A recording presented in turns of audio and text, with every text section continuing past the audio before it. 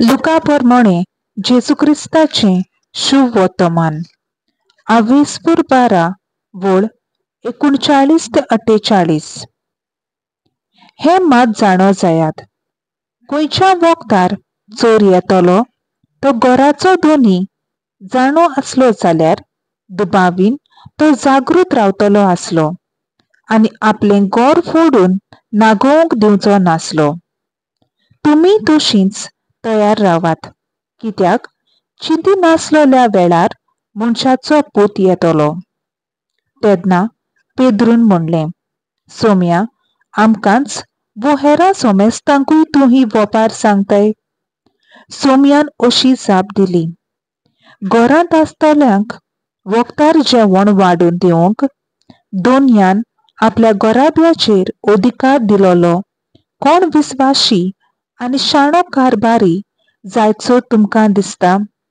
आपलो दोनी येता त्या वेळार आपलें काम करीत आसता ताका मेळत तो चाकर सुभागी. हांव तुमकां खरेंच सांगता, आपणा कडेन आसा तितल्याचेरूय तो ताका अधिकार दितलो. पूण परत येवंक म्हजो दोनी लांबाय करता अशें तो चाकर आपणाच भितर म्हणून हेरां चाकरांक आनी चाकरणींक मारूंक आनी आपूण खावून पिवंक आनी बेबदिकाय करूंक लागत जाल्यार तो रावो नासलोल्या दिसा आनी तो नकलो आसलेले घडयेर त्या चाकराचो दोनी पावतलो आनी ताका मरणाची शिक्षा लायतलो आनी भावात नासलेल्या मनशाच्या वांगडा ताका भायर उडयतलो. आपल्या दोनयाची खुशी कितें तें जाणून जावनूय ती पाळूंक तयारी पुर्यान करूंक ना तसल्या चाकरांक खूब सोंसण्याचो मार पडटलो.